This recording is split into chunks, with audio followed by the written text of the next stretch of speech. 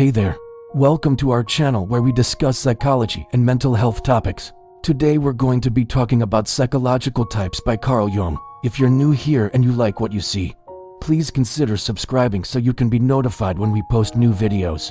Also, if you enjoy learning through reading, all of the books that we discuss are linked in the description below. In 1923, Carl Jung published a book called Psychological Types. In this book, he outlines his theory of personality, which is based on the concept of psychological types. So Jung believed that people can be classified into different types based on their attitudes and functions, which are essentially the ways in which they perceive the world around them.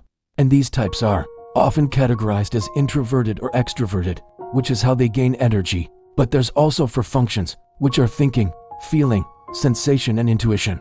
And these functions determine how an individual processes information. So let's go a little bit deeper into each of those types. First, let's talk about introversion and extroversion. This is probably the most well-known aspect of Jungian psychology, and it refers to how a person channels their psychic energy. So introverts are people who tend to focus on their inner thoughts, feelings, and moods, whereas extroverts tend to be more focused on the external world and the people in it. But Jung argued that no one is purely introverted or extroverted. Rather, we all have both introverted and extroverted tendencies, and one is usually dominant over the other. Introverts tend to gain energy from spending time alone and reflecting on their thoughts and emotions. They might enjoy spending time alone with their thoughts or with a good book rather than going out and socializing. They might also be more reserved and quiet around people they don't know well, whereas extroverts tend to gain energy from being around other people and socializing. They might find parties and other social events to be energizing rather than draining, and they may talk and make friends easily. But Jung believed that it wasn't just our attitudes that determined our personalities, but also the way that we process information. He believed that we all use for basic functions, thinking, feeling, sensation, and intuition. And again, we all use all for functions, but usually one or two are dominant for us. These functions form the basis of what Jung called the four psychological types. Let's first talk about thinking and feeling. This is a dichotomy, meaning that you are either one or the other. You cannot be a thinker and a feeler at the same time. People who think make decisions based on logic and rationality. They tend to be objective and unemotional in their decision-making, whereas people who feel make decisions based on their values and emotions. They tend to be more subjective and personal in their decision-making. Next is the dichotomy of sensation and intuition. People who have a dominant function of sensation are very focused on the here and now. They pay attention to concrete details and facts, and they prefer to learn through experience. Whereas people whose dominant function is intuition are more focused on the future and possibilities. They're imaginative and they're able to see the big picture. Okay, so far we've talked about for different types: thinking, feeling, sensation, and intuition. But Jung didn't stop there. He believed that each of these functions could either be directed inward or outward, which resulted in 8 different psychological types. So the 8 types are introverted intuition, introverted thinking, introverted feeling, introverted sensation, extroverted intuition, extroverted thinking, extroverted feeling, and extroverted sensation. So for example, someone who is an extroverted thinker would be someone who makes decisions based on logic and rationality and who gets energized by being around other people. Or someone who is an introverted feeler would be someone who makes decisions based on their values and emotions and who gets drained by being around other people. So according to Jung, each of these types has its own strengths and weaknesses. And understanding your type can help you to understand yourself better and how you interact with the world around you. It can also help you to understand other people better.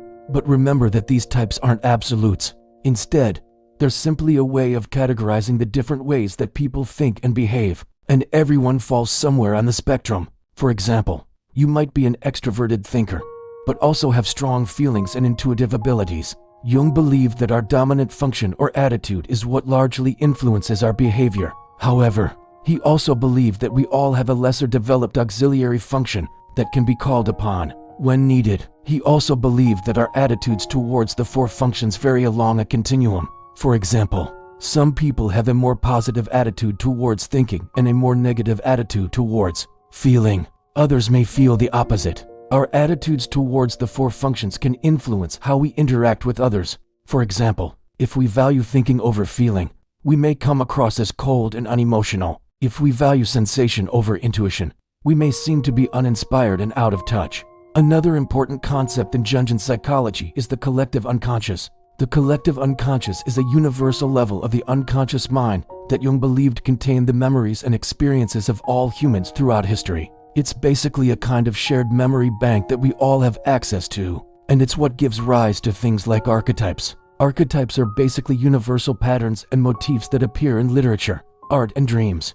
They're basically ways of expressing the common human experiences that all people share. For example, the hero archetype is a very common one, and it represents the journey that we all go through in life, where we face challenges and overcome them. Another common archetype is the wise old man archetype, which represents wisdom and knowledge. According to Jung, archetypes are present in our collective unconscious and they influence our thoughts, feelings, and behaviors without us even realizing it. So Jungian psychology has had a significant impact on our understanding of personality and psychology as a whole.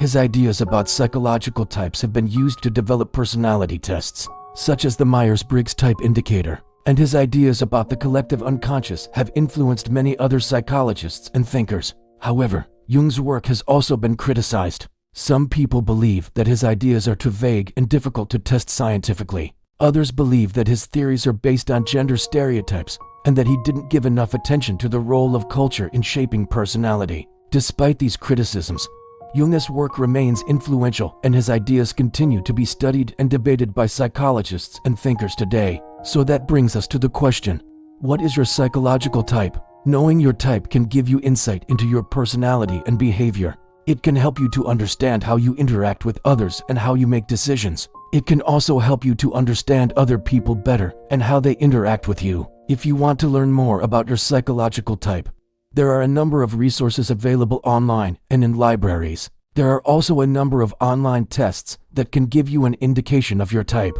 However, it is important to remember that these tests are not always accurate and should not be taken as gospel. The best way to learn more about your type is to read about each of the 8 types and see which one resonates with you the most.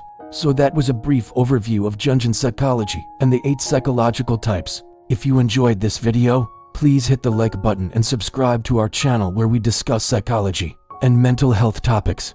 Thanks for watching and we'll see you next time. Carl Gustav Jung's theory of psychological types is one of the foundational contributions to modern personality psychology, presented in his 1921 book Psychological Types. This theory seeks to explain the fundamental differences in how individuals perceive the world, process information, and make decisions. Jung's classification became the basis for many personality assessments used today, such as the Myers-Briggs Type Indicator (MBTI). Jung believed that every person has a dominant psychological orientation that shapes their behavior and interactions. While all individuals possess the same mental functions, each person tends to favor certain attitudes and functions, creating distinct personality patterns. Jung introduced the concepts of introversion and extroversion as fundamental attitudes toward the world. Introversion, energy is directed inward. Introverts draw strength from solitude, reflection, and inner thoughts. They are more attuned to their internal world than external stimuli. Extroversion, energy is directed outward. Extroverts thrive on interaction, external experiences, and social engagement. They gain vitality from being around people and external activity. While everyone uses both attitudes to some degree, one tends to dominate an individual's personality.